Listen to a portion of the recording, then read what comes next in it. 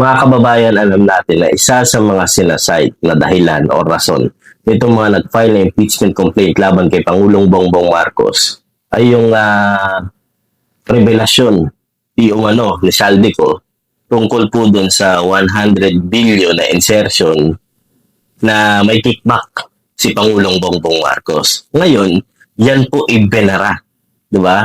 Yan po binara mga kababayan ni dating DPWH Undersecretary Roberto Bernardo. Pakinggan po natin mga kababayan kung paano sinabi and paano sinalaysay yan ni Yusek Bernardo kay Senator Ping Lacson. Balikan natin yung video na yun mga kababayan na kung saan dito masasabi na talagang hindi totoo as claimed by Yusek Bernardo yung mga pinagsasabi ni Saldico laban kay Pangulong Bongbong Marcos. Yung sinasabi ni Saldico on social media as posted na nag-deliver siya ng 25 billion representing the 25% commission di umano para kay Presidente, that I will attest na hindi totoo. Yun talaga absolutely untrue or false. Untrue or completely false. Why? Because, last Sunday, I received a call from the camp of former Undersecretary Roberto Bernardo. At sinasabi niya, noong nakita niya si Saldico sa social media na nagsasabing merong 100 billion inutos ng Pangulo na isingit sa PICAM, napag-alaman ko from Undersecretary Bernardo na may mga tao sa Malacanang, not the President, not authorized by the President, who is representative. I will name some of them. Undersecretary Adrian Bersamin. He name-dropped the President, making Saldico believe na utos ng Pangulo na ipasok sa PICAM yung insertion sa 100 billion. Now, Yusek Raghib Olaybar.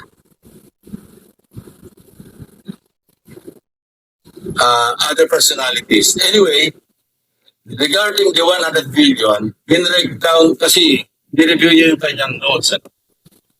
This is all related even to the appointment of Secretary Recto to be the Executive Secretary. As he is now the acting. I guess acting kasi hindi naman pwede magbigay ng interim appointment because Congress is not in recess. So, okay. Anyway, ang sabi niya sa akin, hindi po totoo yan, Mr. Senator. Kasi ang breakdown ng 100 billion, 81 billion, yun yung na-assign sa DPWH. Yung 29 billion, other agencies. Hindi niya alam. Out of the 81 billion or out of the 100 billion, yung sa 81 billion, 52 billion, siya ang personal na nag-handle. Ako po nag-handle noon. Nasa notes niya, ito yung kanyang table, binigyan niya ako ng copier. 51.01, I think almost 52 billion.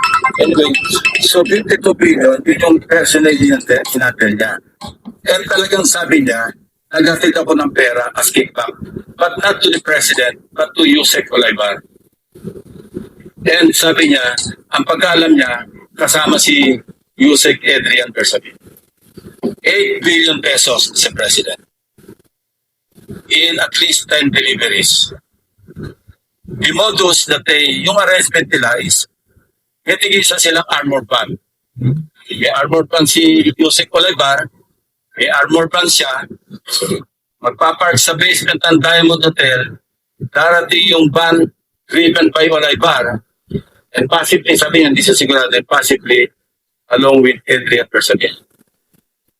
Pakanti yung armor van, ipapark, idaldrab yung isang van na puno ng pera. Ranging from 800 billion hanggang 2 billion. Umabot ng 2 billion only because sometime in March, yung kanyang date na sinasabi from, I think, March hanggang April, yung delivery. Very good nga raw siya, sabi ni Yusek Olaybar, kasi nakakapag-deliver. Ang biggest kasi naipon because March 11, natatandaan niya, inaapuro niya na si Undersecretary Olaybar na kunin na kasi napupuno na at saka matagal na nakapark. Sabi ni Olaybar sa kanya, wag muna kasi magulo ngayon dahil inaaresto si dating Pangulong Duterte.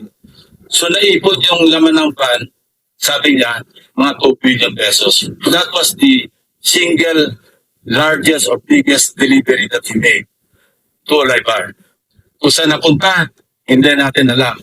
But personally, he knows or he knew na kasi personally, nagpapalit sila amounting to 8 billion pesos.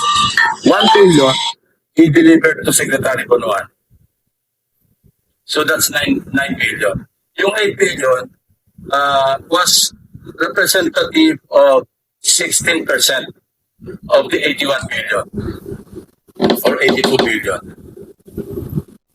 Ang usapan daw nila initially was 15% sa president. Tumawad pa raw ng 1% si Olaybar, pero suspecha niya, natatawa raw siya dahil para sa sarili na lang ni Olaybar yung additional 1%. Kaya mabot siya ng 16%. 1 billion to Secretary Bonoan. Siya mismo nagbigay. So he was asking for my advice. At sabi ko sa kanya, can you put it in your own handwriting? And I'll see to it that it will reach the president. Mhm.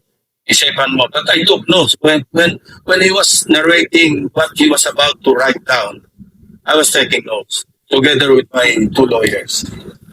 He was also with his lawyer. So, and that happened. The president received a handwritten narration. No? Ang sabi niya nga rito, ito meron akong sabi niya, last quarter ng 2025, most likely during the last days of October or early November 2025, 2020 last quarter, USEC Trident requested for list of projects. Siya nagpe-prepare eh. Of course, along with USEC Cabral, kasi si Undersecretary Cabral naman ang tinatas ni Secretary Bonoan na mag-prepare na listahan. Ito nga yung awkward, Mr. President, and we want to correct this. Bakit nauna yung funding, saka palang maghahanap ng items? Di po ba dapat may items ang galing sa RTC bago po botohan? Complete with program for complete with planning. Pero ito po, nauna pa yung pagpopondo, saka palang hahanapan ng items na ililista sa NEP.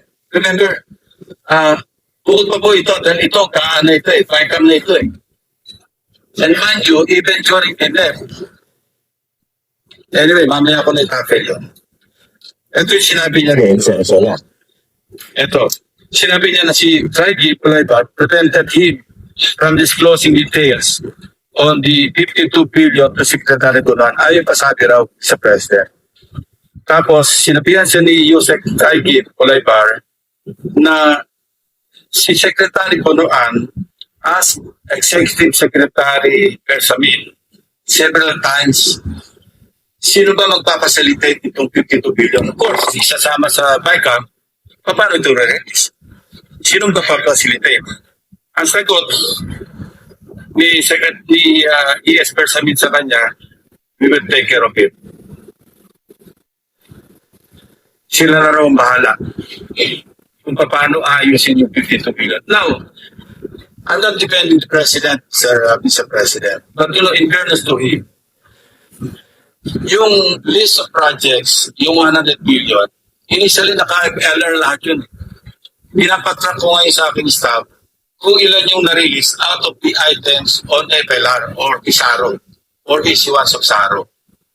Hindi pa namin alam. But initially, kasama sa nabito, the 194 billion ng ating Pangulo, 1.15 billion pesos worth of projects. Andito yung listahan ng projects. Ilista rin ng, nakita ng mga staff ko ito, pero may listahan din si Bernardo nito. Kung alam ni Pangulo, at siya nag-utos na mag-insert ng 100 billion sa sa BICAM, bakit niya ibigito? Yan din ang observation ni Your Honor, diba? Sabi niyo rin? Because you also examined. While you were examining respecting the 2025 GAA, we are also busy inspecting. Hindi naman tayo po nag-coordinate, but our findings are practically the same. Same. Ito yung tatlong items no, na nabito. Saldico list bidot items. Kaan, volume 1, page 849. Construction of cruise port and facilities package. Puerto Princesa City. 250 million. 800, page 822. Construction of multipurpose building, government center, barangay Kadani, Tayum, Abra. Page 322.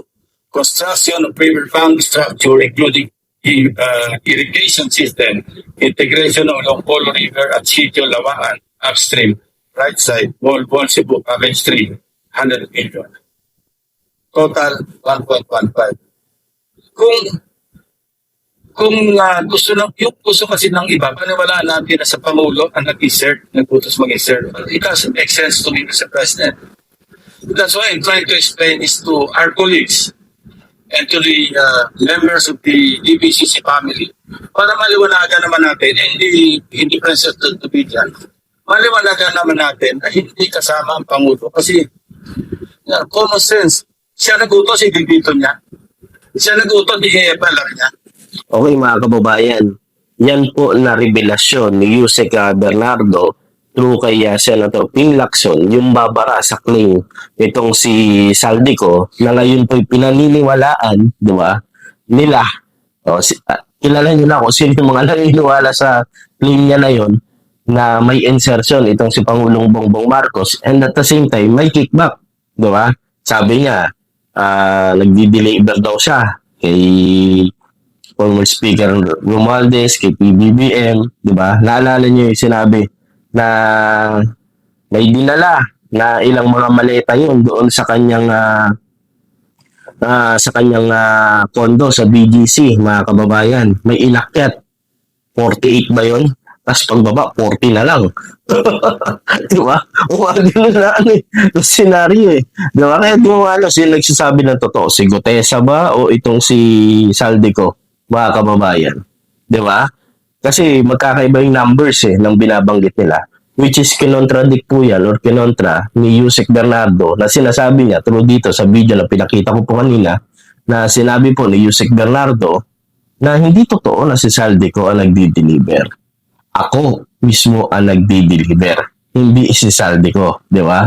Yun po mga kababayan. Kaya kailangan timbangin po natin yung ating nakikita, yung ating napapanood, yung ating naririnig, kung sino nga ba talaga ang mas credible o kapanipaniwala. And para sa akin, mas credible si Yusek Bernardo kumpara kay Saldico. Kasi yung mga claims ni Saldico, sa SOCMED niya lang po yun, mga kababayan. Yung mga binanggit niya po, hindi yun under oath. Hindi po under oath yun, mga kababayan. Hindi tatayo yun sa anumang husgado. Itong kay Yusek Bernardo, kaya niyang panumpaan. Di ba? May binanggit pa sa lugar, Diamond Hotel ba yun? Dapat maimbestigahan yun. Check yung mga CCTV. Di ba? Yung mga dates. Di ba, mga kababayan? Kaya para sa akin, medyo malablaw itong mga sinasite nilang mga ebidensya para ma-impeach si Pangulong Bongbong Marcos. And isa na po dyan, itong kay Saldico na kiniklaim na onats naman, mga kababayan, para sa akin. So, once again, maraming salamat. God bless po sa ating lahat, mga kababayan.